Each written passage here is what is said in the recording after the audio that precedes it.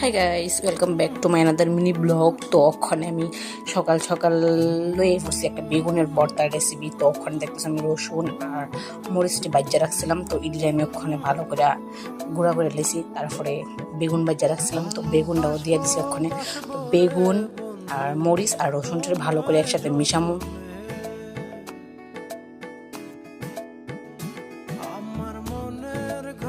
তো আমি বেগুন মরিচ তারপরে রসুন ভালো করে মিশানি শেষ। তারপরে উপরে দিয়ে দিছি কাটাই না আগে কাটতে রাখছিলাম পেঁয়াজ। তারপরে দিয়ে দিছি ধনিয়া পাতা আমি আগে কাটতে রেখে দিছিলাম। তো ওই যে সবটি ভালো করে মিশামো। তো তোমরাও একদিন এইভাবে খায়া দেখো বা ট্রাই করে দেখো, অনেক ভালো লাগে সকাল সকাল গরম গরম ভাত দিয়া। তারপরে এটার উপরে দিয়ে আমি দিয়ে দিছি একদম অরিজিনাল সরিষার তেল। এই যে দেখো আমার বেগুন ভর্তা রেডি। এইভাবে তোমরা একবার খাইয়ে দেখো, অনেক স্বাদ লাগে, অনেক টেস্টি গাইস। জাস্ট